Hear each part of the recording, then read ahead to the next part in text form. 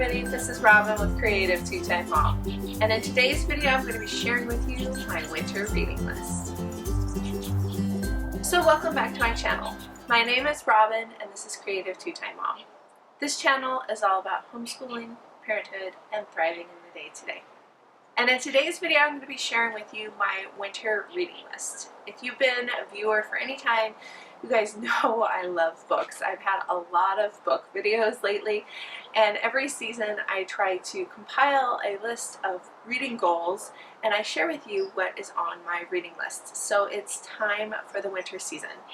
We have pretty mild winters here, but it's still getting dark by about 5 o'clock. So after I've played a board game with the kids, gotten the kitchen cleaned up, it can feel like midnight and it's probably 6:30, 7. So as busy as we have been in this past season, I've also been reading a lot, and I wanted to put together a reading list to share with you guys. Now, like I said, I'm a big reader, especially in the winter. I have, however, restrained myself to about 10 books, and that's because I also know there probably will be some reviews that I will need to throw in here and there, although I have included 2 on my list that are coming up in the next couple of months. So let's jump into what is on this list. I have a little bit of some continuing education as a homeschooler, some spiritual growth, some middle school reading maybe, some read alouds. There's just a whole variety here that I've got on my list. So let's talk continuing education for homeschoolers first. I have 2 books in that category. The first one is The 4-Hour School Day by Dorinda Wilson. I have read The Unhurried Homeschooler. It was sort of for me. It wasn't my favorite book. I think I'm a little too type A for that book. Although I love listening to Dorinda's podcast. I've recently started listening to that probably in the last 3 or 4 months, and I think she's got some really good things to say. I wanted to pick this one up. I've got 2 high schoolers, a middle schooler right on their heels. I'm trying to give my kids everything that they need in their education without overdoing it, without buying into things that we just don't need. So I'm going to check this one out and see if it's any good. The other one I have in my continuing education category is Mother Culture by Karen Andriola. Now, I love The Charlotte Mason Companion, also by the same author. That is a book that I have started reading every year. I will pick it up and I'll read just 1 chapter a week throughout our homeschool year, so that I'm continuing refreshing myself of new and innovative ways. Not necessarily new, but reminding myself of the ease of homeschooling and not getting so caught up in everything. So I've had this one on my reading list for a while. Finally talked my library into ordering it. I'm on a little bit of a time crunch with this one because I'm the first one to check it out, but I'm excited for it. And the third book, sort of in this category, sort of not, is The Emotional Life of Teenagers. This is a book I don't know a whole lot about, but like I said, I've got 2 high schoolers and a preteen right on their heels, so sort of in the thick of this one. Also, my oldest is graduating in the spring, and so we are in full-on last-minute, what have we not taught you, how can we prepare you for the world sort of mode. And so I thought this was perfect timing. This is going to be a review book. Perfect timing for this mama to get a little refreshment and encouragement in this last stretch of parenthood. Okay, the next category is spiritual growth, encouragement, whatever you want to call it. And the first book is God's Smuggler by Brother Andrew.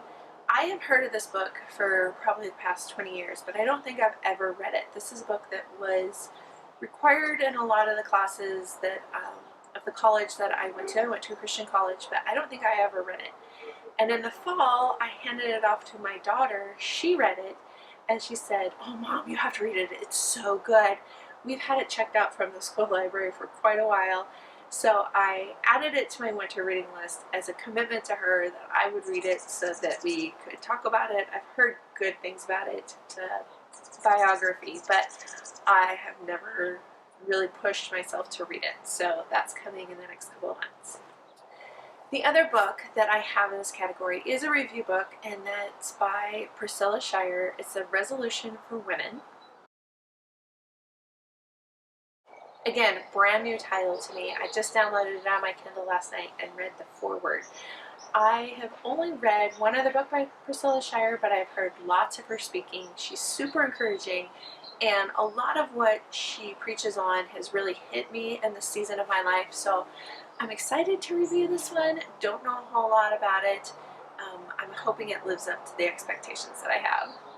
The next category is middle school reads. My library put a bunch of middle school reads out on their new release shelf the other day, and I literally had to make a list because there was so many of them that I couldn't check them all out at once. I had to pace myself. The first book is We Are Wolves by Katrina Nanestad.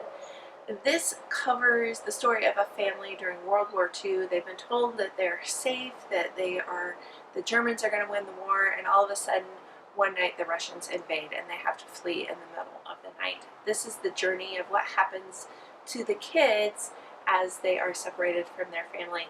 I'm reading this one for myself, first of all, but also as a pre-read for my junior higher. We do Story of the World, and in a couple of years we will be in the modern age, and I'm wondering if it would be any good for him. The next book I have talked about before, and this is Peacemaker by Joseph Bruchac, B-R-U-C-H-A-C. It was a book that was on my Read Aloud list a few years ago. We happened to go ahead and take it off because it didn't look like the chapters I was flipping through at the time were very lyrically written, and now that I'm looking at it again, I'm wondering what I was saying. But this is about a 12-year-old boy when he and his friends are out hunting, and his friend is kidnapped by some men in a neighboring tribe. I don't know why this one just caught my eye. I wanted to read it. I don't know that I will pass it off to any of my kids, maybe, if they're interested. Unlike this one that I'm pre-reading for one of my kids, this one I am just reading for myself. And then I have our next three read-alouds. The first one is Echo Mountain by Lauren Wilk. This is the story of a little girl who is living in the mountains during the Great Depression when her father is hit by a falling tree and falls into a coma. And this is about how her family has to survive, plus what she knows about that accident and how she has to sort of deal with her involvement in what happened. We're about 6 chapters in. The kids are liking it so far. It seems like a good winter read in that it's kind of cozy a little bit. I don't know how to explain that feeling from a book that you get where you just kind of draw in and it's cozy. We're having a good time with that one. And then to go along with our history, we're doing Middle Ages this year. So we have 2 more read-alouds to get through that will coincide with our history curriculum. And they are The Arrow Over the Door and The Door in the Wall. Both of these are incredibly short. I could probably actually pass them off to my kids to read. The Arrow Over the Door is right around 90 pages. And The Door in the Wall looks like it's maybe right around just over 100, 120. So I think we will read through those really quickly. I would not be surprised if we don't pick up a 4th book over the winter season. However, Echo Mountain is pretty long, so there's a possibility that we won't. But those are going to be our 3 reading louds over the next couple months. So that's my winter reading list for the next several months. I will be back probably mid-March, sharing with you what is going to be on my spring reading list. And if you're interested in the fall reading list, I will link it down below. I also film a video like this one every month, sharing with you what I read throughout that month, and December's is coming up really quick, so be on the lookout for that one. Do you create reading lists, goals, books that you want to read in the next couple months? If so, leave me a comment down below and let me know what your favorite read is currently. I hope you guys enjoyed this one, and we'll see you next time. Bye, guys.